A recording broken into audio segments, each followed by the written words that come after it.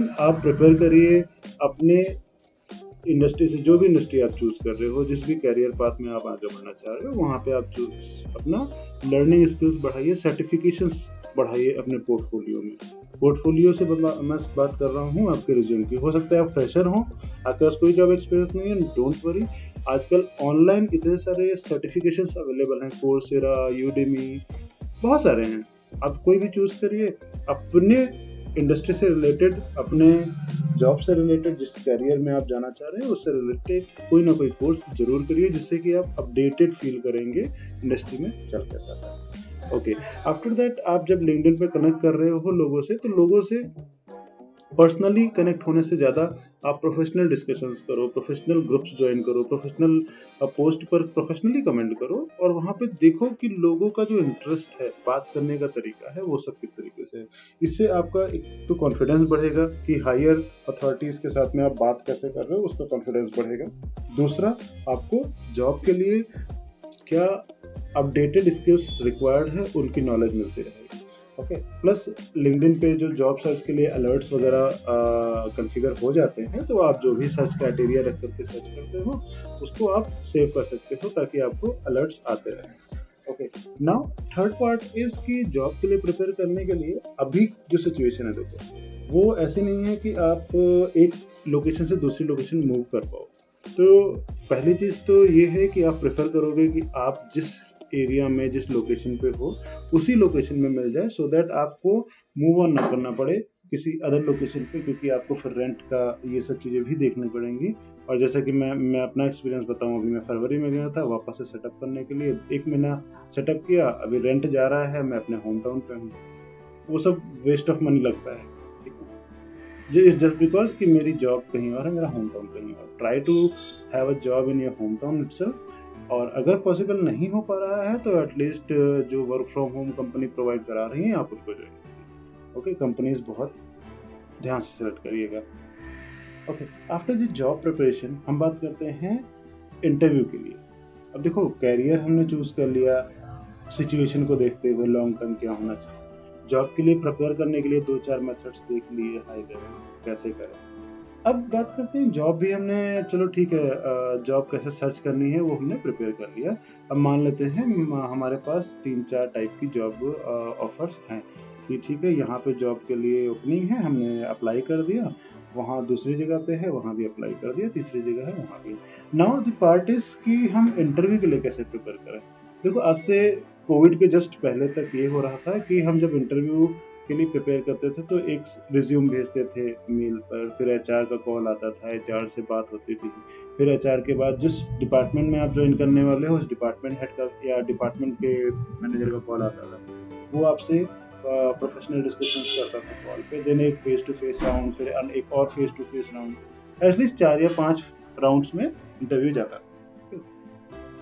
But now situation has completely changed, because ये जो face to face round वाला situation है ना, वो कम्प्लीटली कट ऑफ हो गया है। ओके, आज की डेट में क्या है कि सब कुछ फोन पे ही होना है, कॉल पे होना है। तो सबसे पहले जो भी डिस्कशन के लिए आपकी लैंग्वेज है, आई एम नॉट सेइंग कि आप इंग्लिश ही चूज करो या हिंदी ही चूज करो। इंग्लिश में आप बात करते हो कंफर्टेबली तो ज़्यादा बेटर अपॉर्चुनिटीज़ हैं, एक्सपोजर आपको ज़्यादा मिल जाएगा। सो आपको सबसे पहले तो कंफर्टेबल होना पड़ेगा अपने बात करने के तरीके, अपनी लैंग्वेज और अपने डिस्कशंस पे। आपको जरूर देखो, आज के टाइम पे स्पोकन इंग्लिश सीखना इतना मुश्किल है नहीं जितना पहले था। पहले आपको बहुत ज़्यादा एफर्ट्स लगाने पड़ते थे, पहले आपको अलग अलग ट्रेनिंग सेंटर्स ज्वाइन करने पड़ते थे। बट अभी क्या है कि इतना सारा फ्री मटेरियल अवेलेबल है, बिना किसी एक्सपेंसेस के आप मैक्सिमम 15 से 20 दिनों में इतने कंफर्टेबल हो सकते हो कि आप बात कर पाओ। ठीक है, क्योंकि कन्वर्सेशन के टाइम पे बहुत हैवी वर्ड्स, बहुत ही टिपिकल वर्ड्स की ज़रूरत नहीं है, बहुत ही टिपिकल लैंग्वेज की ज़रूरत नहीं है। इट्स जस्ट दैट कि जब आप इंटरव्यू के टाइम पे डिस्कशन कर रहे हो, you should be comfortable enough in which language you are talking, and आप कैसे एक्सप्लेन कर पाते हो और एक्सप्रेस कर पाते हो अपनी बातों को confidently. But is obviously your confidence level. Confidence level के बाद में हमने बात करी पहले अपने डिस्कशन के लिए जो हमारी लैंग्वेज है उसका। हमारा सेकंड बात करी हमने कन्वर्सेशन स्किल्स की। थर्ड हम बात कर रहे हैं अपने कॉन्फिडेंस की। कॉन्फिडेंस कैसे आएगा? जब आप प्रिपेयर करोगे, जब आप ज़्यादा से ज़्यादा जिन चीज़ों पे डिस्कशन होने वाला है इंटरव्यू में उसकी मॉक ड्रिल्स करोगे, उनकी तैयारी करोगे, राइट। ज़्यादा से ज़्यादा आप जानते हो, क्योंकि ऑब्वियसली इंटरव्यू एक ऐसी चीज़ है जब कितना भी आपको आता हो, नॉलेज हो, बट कहीं ना कहीं आपका कॉन्फिडेंस डाउन हो जाता है। इट्स जस्ट बिकॉज कि आपने इतने सारे या तो इंटरव्यूज नहीं दिए, या फिर आपके मन में डर है कि यार ये जॉब चली गई तो क्या।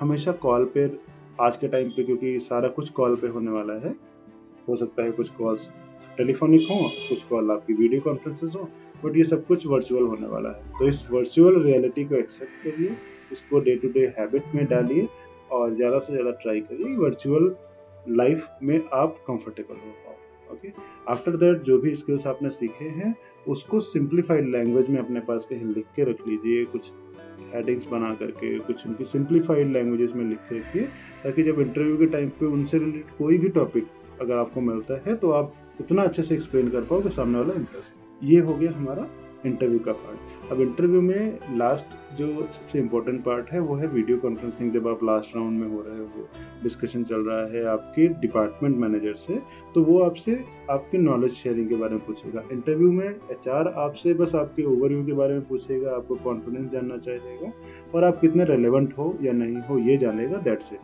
जो डिपार्टमेंट मैनेजर है जो सेकंड राउंड में इंटरव्यू लेगा, वो आपसे आपके कोर स्किल्स के बारे में जानना चाहेगा, आपकी डिटेल्ड लेवल पे नॉलेज को शेयर करना चाहेगा। उसके बाद जब फाइनल राउंड होगा तो आपसे निगोशिएशन होगी। निगोशिएशन टेबल पे आप जितना एक्सपेक्ट कर रहे हो, सामने वाला आपको 30-40% कम ही बताएगा। ओके, ये हमेशा ध्यान रखना। अगर आप ये है टिपिकली एचआर लोगों का मेथड कि अगर आप 100 रुपये मांगते हो तो वो 70 के ऊपर देंगे, ठीक है। तो इट्स जस्ट दैट कि आप पहले से ही कैलकुलेट करके रखो, जब आप फाइनल राउंड में हो तो उसके पहले ही कैलकुलेट करके रखो कि आपका टारगेट प्राइस क्या है। हो सकता है कि आप बोलो ठीक है, मुझे महीने के लेट्स से फॉर एग्जांपल एक हाइपोथेटिकल एग्जांपल लेते हैं कि आप बोलते हो कि नहीं, मुझे 100 रुपये से कम तो नहीं चाहिए।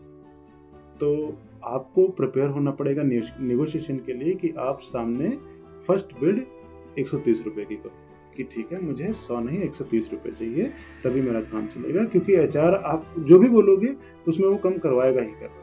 वो बोलेगा नहीं नहीं इतना तो पॉसिबल नहीं है, अरे ये तो बहुत है, बजट के बाहर है, ये वो ऑल दोस थिंग्स। फिर वो कुछ बढ़ाएगा, फिर आपसे बोलेगा कि आप कुछ कम करो। इस तरीके से कहीं ना कहीं मिड में जाके आप 100 रुपये पे एग्री कर जाओ। ओके, तो ये हो गया आपके एक्सपेक्टेशंस मैच कराने का तरीका। और इसमें कुछ गलत नहीं है, कुछ भी गलत नहीं है। इट्स जस्ट दैट कि आप जॉब अगर ढूंढ रहे हो और आपको जो अमाउंट चाहिए उससे सेटिस्फाइड ही नहीं हो तो फिर कोई फायदा नहीं। हाँ, एक्सेप्शन केस ये हो सकता है कि आपको कोई इतनी अच्छी जॉब मिल रही है, अपॉर्चुनिटी मिल रही है, जहाँ पे आपकी जो लर्निंग है वो आपके पेचेक को बैलेंस आउट कर देगी, तो फिर बात अलग की है कि आप कुछ ऐसा सीख जाओ 6 महीने साल भर में कि आप अगली कंपनी में जाओ तो आपको बहुत ही अच्छा पैकेज मिल जाए। Then definitely you should go ahead and पैसे के लिए आप ज़्यादा